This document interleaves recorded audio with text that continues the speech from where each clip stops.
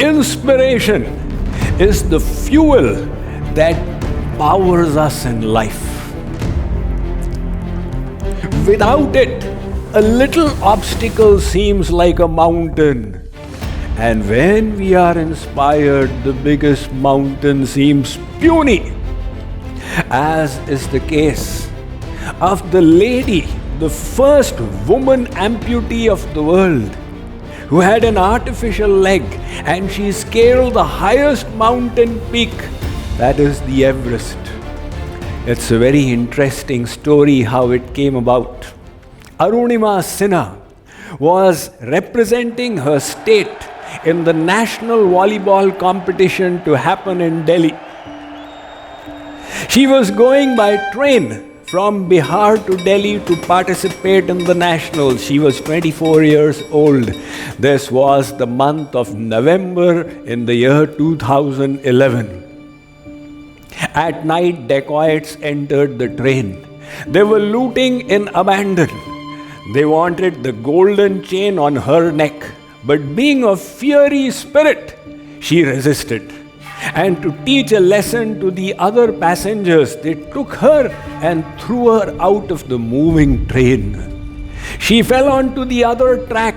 Unfortunately for her, before she could gain her senses, a train went by and severed off one of her legs.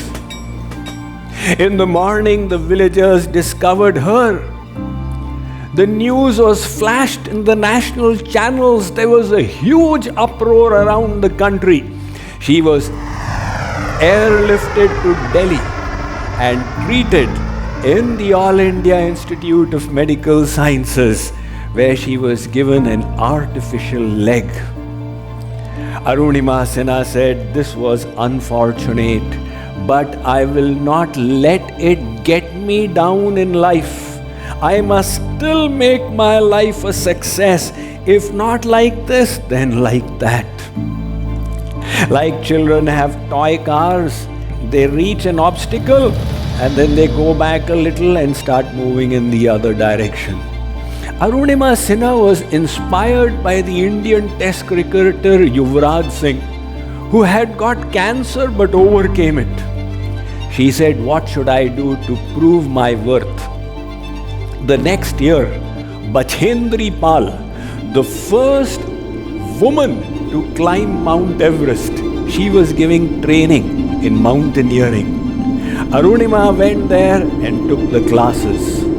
And then in May 2013, she was a part of a team that went up the peak.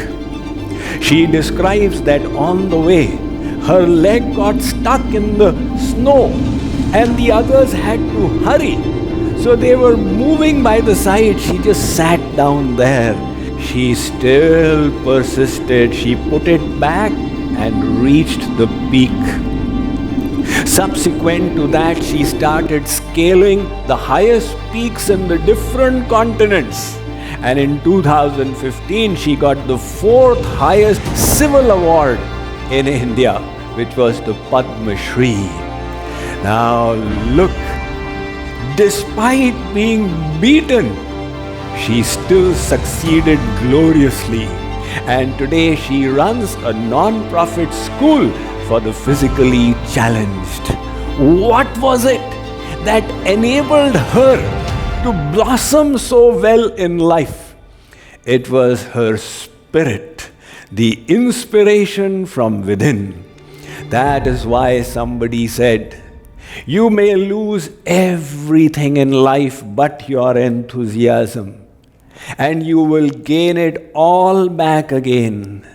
But that person who has lost his enthusiasm, now he is truly bankrupt."